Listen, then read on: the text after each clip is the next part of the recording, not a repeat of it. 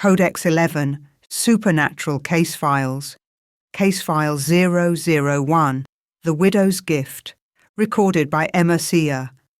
Chapter 2. The Warning. Looking back, I can pinpoint the exact moment I should have realized this was bigger than just saving one person's life. It was when my phone rang with a number I didn't recognize, and a cultured voice said my name like he'd been waiting years to speak it. But I'm getting ahead of myself again. Let me tell you what happened after David called in sick. Let me tell you about the moment I realized my mother hadn't died of natural causes.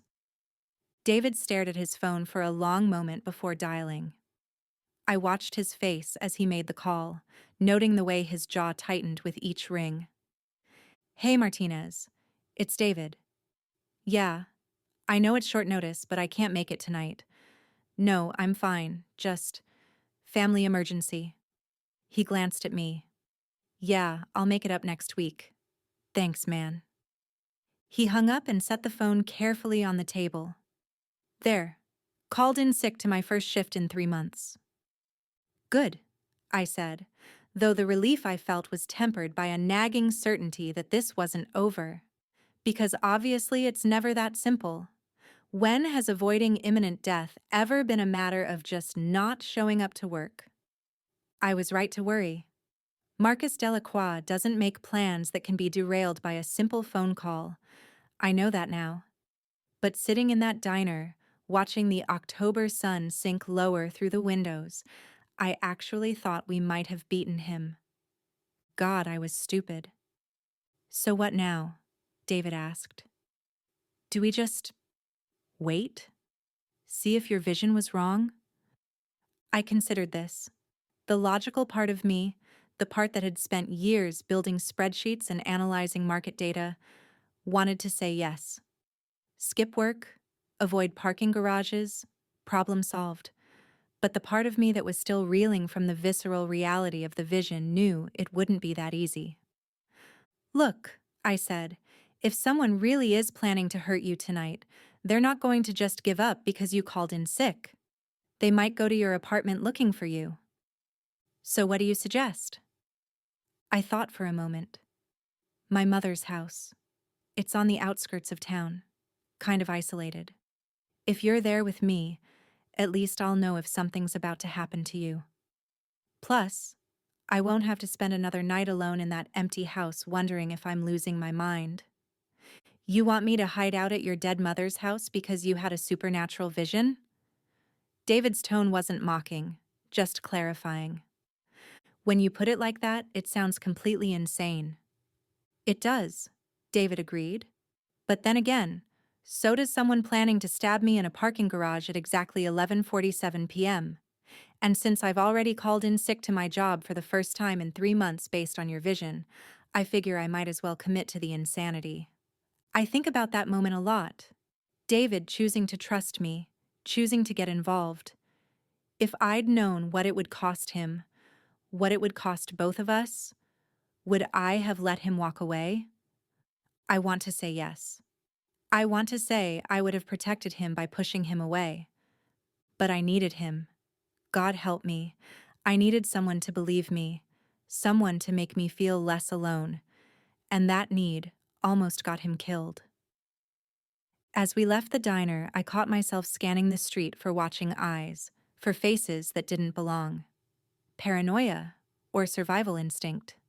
3 hours ago, I would have called it paranoia. Now, I wasn't so sure. My phone buzzed. Another text from my boss. Another reminder that I had a normal life waiting in Chicago. A life where the biggest crisis was missing a deadline or losing a client. That life felt like it belonged to someone else now. But then my phone rang again. This time, the display showed a number I didn't recognize. "Hello?" Silence, then a man's voice, cultured and calm. "Ms. Seher, I believe we have much to discuss." Emma's blood turned to ice. "Who is this?" "Someone who knew your mother quite well. I do hope you'll be more cooperative than she was." I can still hear that voice. It plays in my nightmares. Marcus Delacroix, speaking to me for the first time, and I didn't even know his name yet. Didn't know he'd murdered my mother. Didn't know he'd been waiting for this exact moment. All I knew was that my blood had turned to winter, and every instinct I had was screaming danger. I don't know what you're talking about, I managed, trying to keep my voice steady. Don't you? The young man with you? David, isn't it? His life may depend on your cooperation. The line went dead. I stood frozen on the sidewalk, phone still pressed to my ear. David was already turning back toward me, concern creasing his features. Emma? What's wrong? He knows your name, I whispered. Whoever called, he knows your name. David went very still. What did he say? That my mother wasn't cooperative, and that your life depends on me being more cooperative than she was. We stared at each other in the fading afternoon light. Around us, the small town went about its normal business, people walking dogs, teenagers riding bikes, the distant sound of a lawnmower. Everything normal and peaceful and completely oblivious to the fact that Emma's world had just shifted again. My mother wasn't cooperative. That's what he said. Like she'd had a choice. Like being murdered for using your gift to help people was somehow her fault for not playing along. I didn't know then that cooperative meant stop saving people. That my mother had died because she'd warned Detective Santos about 3 women who were supposed to die. 3 women Marcus had planned to kill. I didn't know any of that. I just knew that whoever was on the phone had been watching us, knew David's name, and had threatened his life. So, David said quietly, still think calling in sick was going to solve this? I almost laughed, but it came out more like a sob. No, I don't think this is going to be solved by you avoiding work. David pulled out his car keys. Then we stick to your plan. Your mother's house. At least there. We'll be somewhere secure while we figure out what the hell is going on. David, I said, catching his arm before he could start walking. You understand what's happening, right? Someone is actively planning to hurt you. This isn't just a premonition or a bad feeling. This is real. Someone out there wants you dead, and it's because of me. Because I touched you and had a vision about you. Or, David said carefully, someone wants you, and I'm just convenient bait. The words hit me like cold water. What? Think about it, Emma. Why target me specifically? I'm nobody. A grad student working security to pay for school.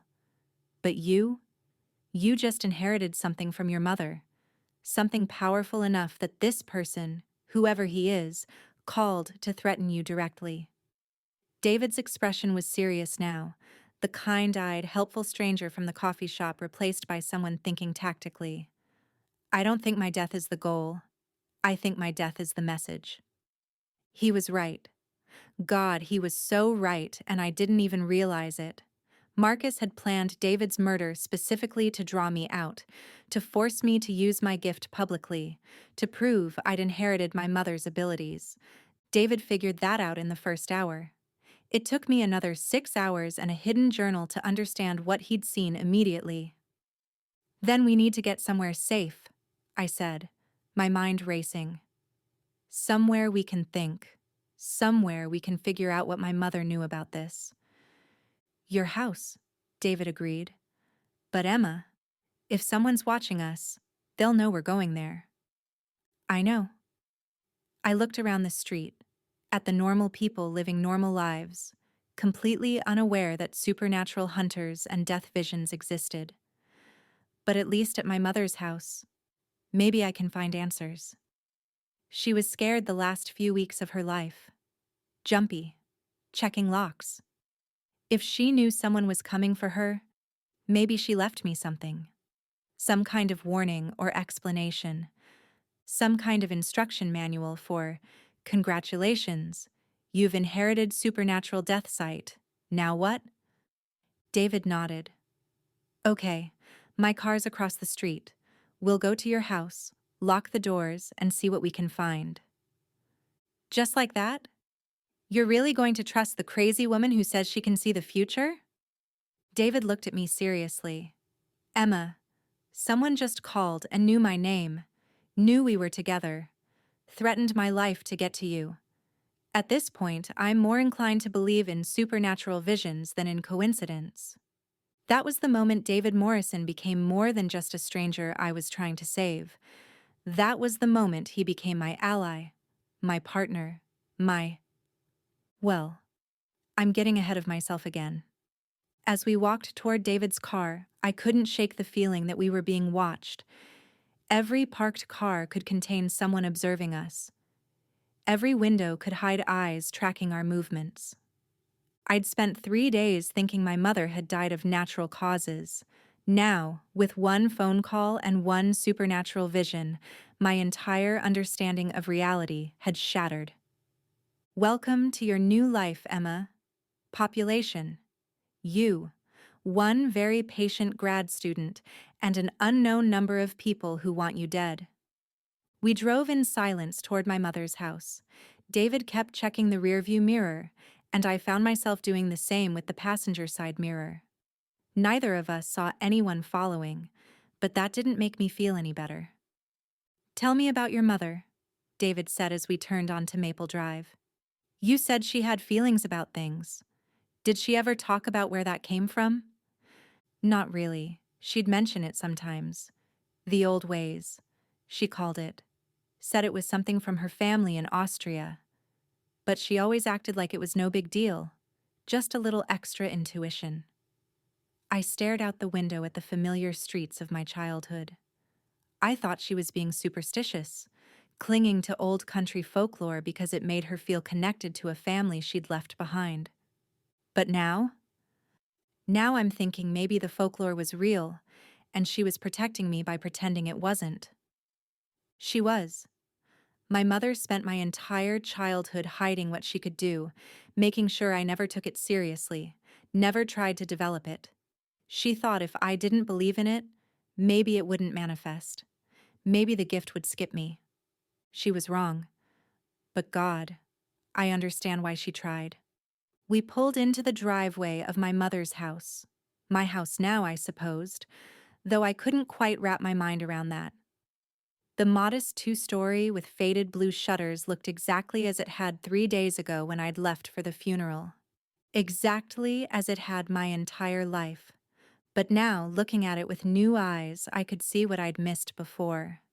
The mature oak trees that completely shielded the house from the road. The lack of nearby neighbors. The clear sightlines to anyone approaching. My mother hadn't chosen this house because she liked her privacy. She'd chosen it because it was defensible. Emma? David's voice pulled me back to the present. You okay? No, I said honestly, but let's get inside anyway. The front door stuck slightly, it always had, and I had to put my shoulder into it.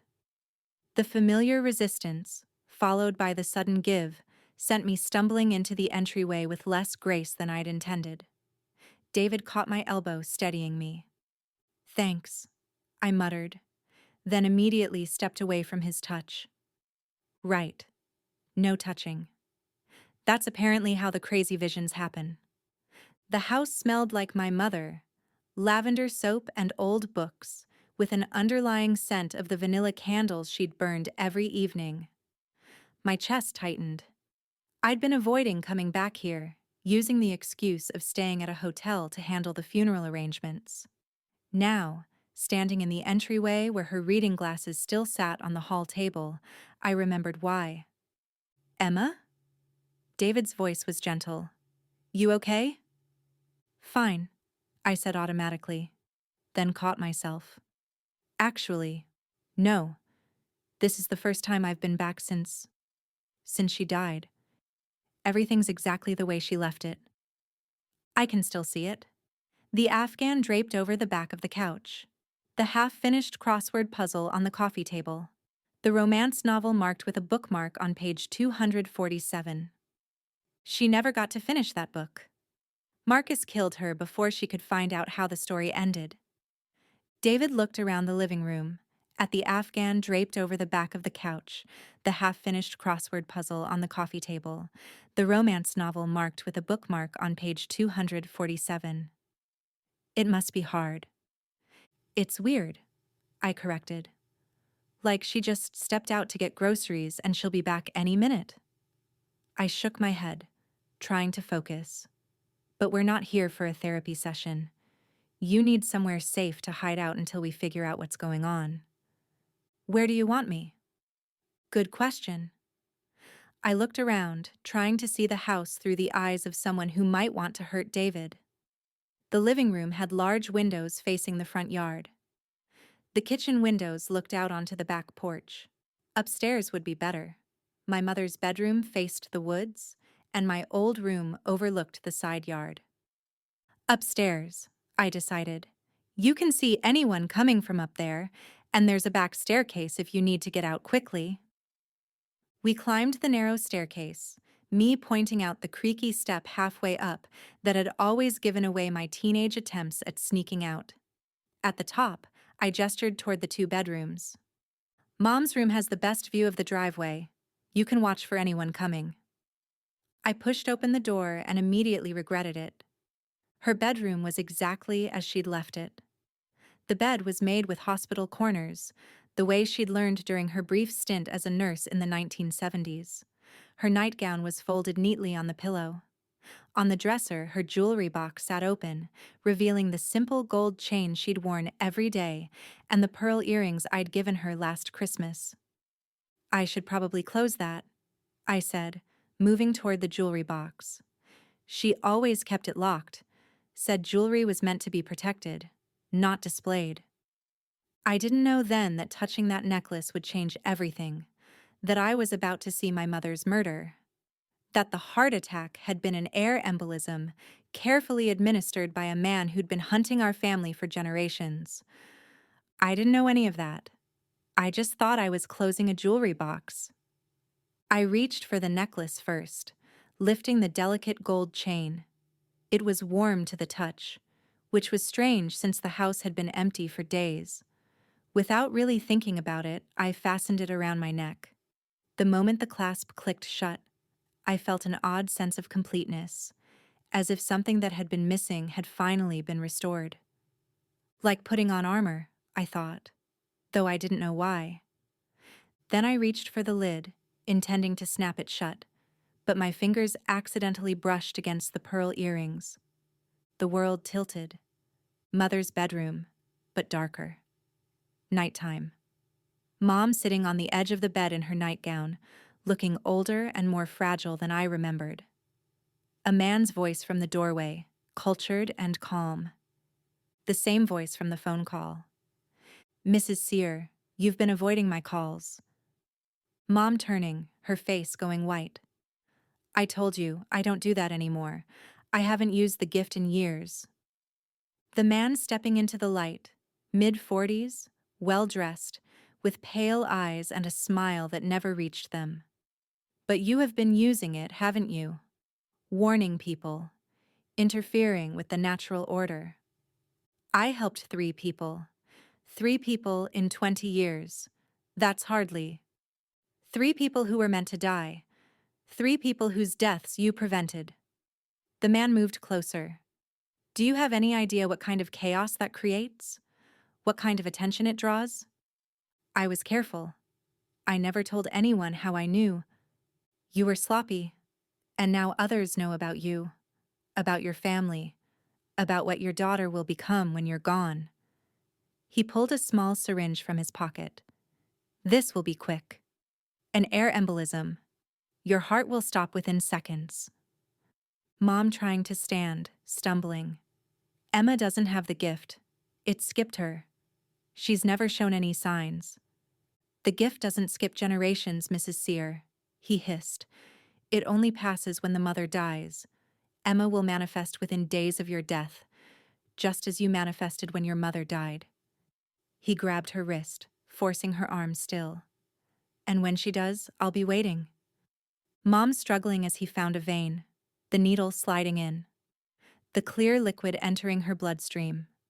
Her eyes going wide, then vacant. her body convulsing once before going still.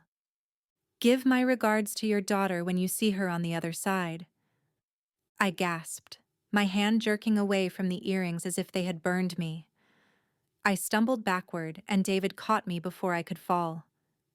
"Emma, what happened? You just went completely white." I stared at the jewelry box, my heart pounding so hard I could hear it. "She was murdered. My mother was murdered." "What?" "I saw it. When I touched her earrings, I saw her death.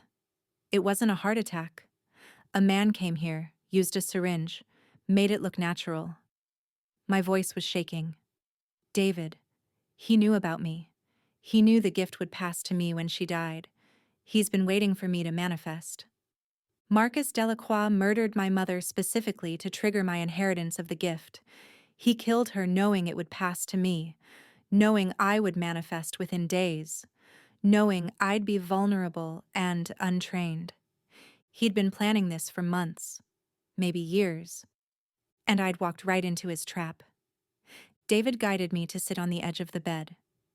"Emma, slow down. What exactly did you see?" "A man. Mid-40s, well-dressed, pale eyes. The same voice from the phone call." I looked up at David, and I could hear the panic in my own voice. "He said my mother had been using her gift to save people, and that it was drawing attention. He killed her because she wouldn't stop, and because he wanted to be ready when I inherited her abilities." "You're sure it was real? Not just grief or imagination?" I met his eyes. "David, I saw things I couldn't possibly know. He mentioned that she'd saved 3 people in 20 years. He said something about how this gift worked, that it only passes when the mother dies. He even knew my name." The implications were sinking in, each one worse than the last. My mother hadn't died of natural causes. Someone had murdered her specifically to trigger my inheritance of the family gift, and that same someone had been planning David's death. Not as an end goal, but as a way to manipulate me. "The vision I had of you," I said slowly. "It wasn't a warning. It was bait." "What do you mean?" "He wanted me to see your death. He wanted me to try to save you, to expose myself as having the gift. Your murder was never the real plan. It was just a way to flush me out." David was quiet for a moment, processing this. "So when I called in sick?" "He probably changed tactics. That's why he called us at the diner. He wanted me to know he was watching, that he could get to you whenever he wanted." I stood up, pacing to the window. "David, I'm so sorry. This is all my fault. If I hadn't touched you, if I hadn't had that vision, then I'd probably be dead in a few hours and you'd never know why." David interrupted. "Emma, if what you saw is true, then your vision saved my life. It also told us who we're dealing with. 3 people in 20 years. That's what Marcus said my mother had saved. 3 people whose deaths she'd prevented by using her gift. I found out later who they were. A woman who would have died in a car accident, a man who would have had a stroke at his desk, a teenage girl who would have drowned. Marcus had planned all 3 deaths. My mother had interfered with all 3 plans. So he killed her." "A man who kills women for having supernatural gifts," I said. "That's not exactly comforting. But it's information, and information is power." David looked around the room. "If your mother knew she was in danger, she might have left you something. Instructions, evidence, a way to fight back." I considered this. My mother had been many things: cautious, protective, sometimes maddeningly secretive. But she wasn't the type to go down without a fight. If she'd known someone was hunting her, she would have made preparations. "She always kept important papers in her desk downstairs," I said. "Bank documents, insurance policies, that sort of thing. But if she was hiding something—" I walked to her dresser and started pulling out drawers, looking for anything that seemed out of place. The top drawer held the usual items: scarves, costume jewelry, reading glasses. The second drawer was full of sweaters, all folded with the same precise care my mother brought to everything. The third drawer stuck. I pulled harder and it came free with a sudden jerk, revealing why it had been sticking. Taped to the bottom of the drawer was a small leather journal. "Found something," I said, peeling away the tape. That journal saved my life. The information in it, Marcus's name, his family history, Detective Santos's involvement, gave me the pieces I needed to understand what I was facing. But it also confirmed my worst fear. My mother had known she was going to die, and she'd chosen to die anyway, rather than stop using her gift to save people. The journal was old, the leather worn soft from handling. My mother had written ES on the front cover in fading gold letters. Inside, the pages were filled with her careful handwriting, dates going back over 20 years.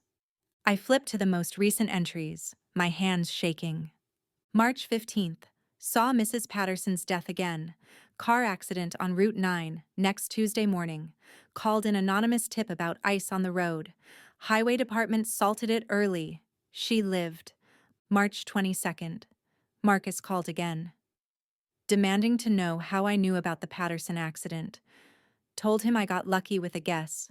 He didn't believe me. April 3rd. Someone's been watching the house. Same man from the grocery store last week. Dark sedan. License plate obscured. Need to be more careful. April 18th. Marcus Delacroix. Did research at the library. Antiquities dealer. Specializes in European occult items. Family history traced back to French witch hunters, 1600s. He's not just hunting me, he's hunting all of us. I stopped reading, the name burning in my mind. Marcus Delacroix. I had a name now. The man who'd killed my mother, the man who was hunting me, had a name. I kept reading. April 25th. Emma called to check on me. Had to pretend everything was fine. She can't know about any of this. The gift hasn't manifested in her yet. Maybe it really did skip a generation. Maybe she'll be safe. It didn't skip. Mom knew it wouldn't. She was lying to herself, hoping against hope that I'd be spared. But the gift never skips. It just waits. May 2nd. Wrong. Found genealogy records. The gift never skips. Emma will inherit when I die. Marcus knows this. He's waiting. May 10th. If you're reading this, Emma, it means I'm gone and your gift has awakened. I'm sorry I couldn't protect you from this legacy. I'm sorry I couldn't prepare you. But know this. You are stronger than you realize, and you are not alone. Trust Detective Santos. He investigated unusual deaths before I convinced him they were coincidences. And whatever you do, stay away from Marcus Delacroix. He's been hunting women like us all his life, and now he'll be hunting you. My hands were shaking as I finished reading. I looked up to find David watching me intently. What does it say? His name is Marcus Delacroix. He's an antiquities dealer who specializes in occult items, and his family has been hunting women like my mother for centuries. I swallowed hard. My mother says he's been hunting women like us all his life, and now he's coming for me. What else? That Detective Santos knows more than he's letting on. I closed the journal but kept it clutched in my hands. My mother knew he was coming for her. She knew I would inherit the gift when she died, and she knew he'd be waiting for me. David was quiet for a moment. Emma, your mother also says you're not alone. She says Santos can help. That's something, isn't it? Is it? Because right now it feels like everyone who tries to help me becomes a target. I looked at David, at this stranger who'd believed my impossible story, who'd called in sick to work based on a vision, who was now sitting in my dead mother's bedroom discussing supernatural murder. David, you should leave. Get as far away from me as possible before... My phone buzzed. Text message from an unknown number. 2 hours, Emma. Don't be late. Your friends are getting impatient. Attached was a photo that made my blood run cold. I didn't know Sarah then. Didn't know she was David's girlfriend. Didn't know Marcus had already kidnapped her while we were at the diner. I didn't know a lot of things. But I was about to learn. The photo showed a young woman with dark hair, tied to a chair in what looked like a parking garage. Her eyes were wide with terror, and there was a bruise forming on her cheek. David looked over my shoulder at the screen and went absolutely still. "That's Sarah," he whispered. "That's my girlfriend." And just like that, I understood. This wasn't just about me anymore. This wasn't just about saving one stranger from a vision of death. Marcus Delacroix had just declared war, and he'd made sure I knew exactly how high the stakes were. 2 hours.